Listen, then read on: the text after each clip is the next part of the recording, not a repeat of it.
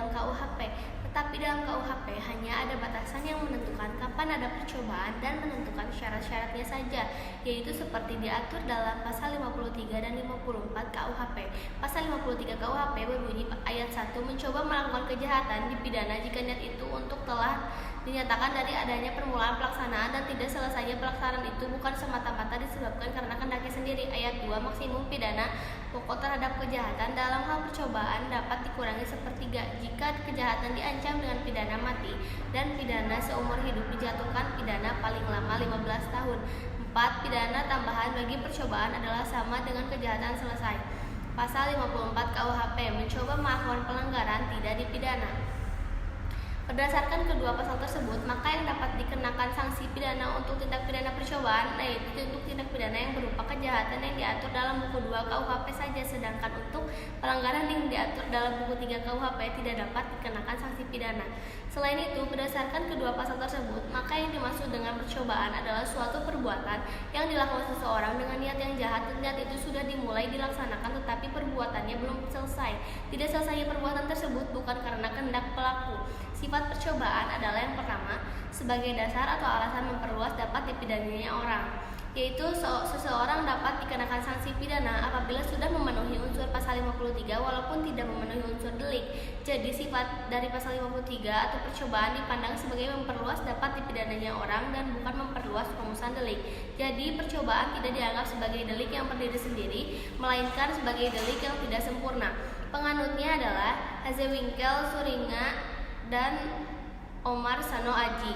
2. Sebagai dasar atau alasan memperluas dapat dipidananya perbuatan, yaitu bahwa tindak pidana percobaan merupakan atau tindak pidana yang bulat dan lengkap. Percobaan bukan delik yang tidak sempurna, tetapi delik sempurnanya dalam bentuk khusus atau istimewa. Penganutnya adalah Kompe dan Mulyatno.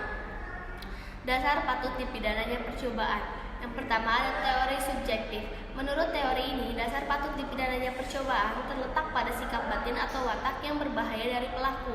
Penganut teori ini Van Hammel. Yang kedua, teori objektif. Menurut teori ini, dasar patut dipidana percobaan terletak pada sifat berbahayanya perbuatan yang dilakukan oleh pelaku. Teori ini terdiri dari teori objektif formil, yaitu perbuatan itu dianggap berbahaya terhadap tata hukum. Penganutnya Dusty dan Zevenbergen. Teori objektif material, yaitu menganggap perbuatan itu dianggap berbahaya terhadap kepentingan atau benda hukum. Penganutnya adalah Simons. Unsur-unsur percobaan. Yang pertama adanya niat, yang kedua ada permulaan pelaksanaan, yang ketiga pelaksanaan tidak diselesai bukan karena kehendaknya sendiri, tidak selesainya perbuatan karena kehendak sendiri. Pengunduran diri secara sukarela, yaitu tidak menyelesaikan perbuatan pelaksanaan yang diperlukan untuk delik yang bersangkutan. Tindakan penyesalan, yaitu meskipun perbuatan pelaksanaan sudah diselesaikan tetapi dengan sukarela menghalau timbulnya akibat mutlak untuk delik tersebut. Percobaan mampu dan tidak mampu. Perbedaan percobaan mampu dan tidak mampu hanya ada pada percobaan objektif, yaitu menitik beratkan pada sifat berbahayanya perbuatan, sedangkan penganut teori subjektif tidak mengenal perbuatan tersebut, melainkan menitik beratkan pada sifat berbahayanya sikap batin atau watak pelaku tindak pidana. Pembinaan terhadap percobaan. Percobaan terhadap kejahatan diatur dalam pasal 53 ayat 2 KUHP, yaitu maksimum dipidana yang dijatuhkan dikurangi sepertiganya. Sedangkan menurut pasal 53 ayat 3 KUHP untuk ancaman pidana mati atau seumur hidup, maka maksimum pidana untuk percobaan adalah 15 tahun.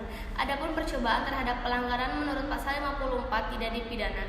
Selain itu, ada juga pengecualian terhadap tindak pidana yang diatur dalam buku 2 KUHP tetapi tidak dipidana, yaitu apabila melanggar pasal 184, 302, 351 ayat 5 dan 352 ayat 2. Percobaan di luar KUHP diatur dalam KUHP seperti dalam Undang-Undang Nomor 7, Undang-Undang Nomor 35 Tahun 2019 tentang narkotika, Undang-Undang Tindak Pidana Korupsi dan lain-lain.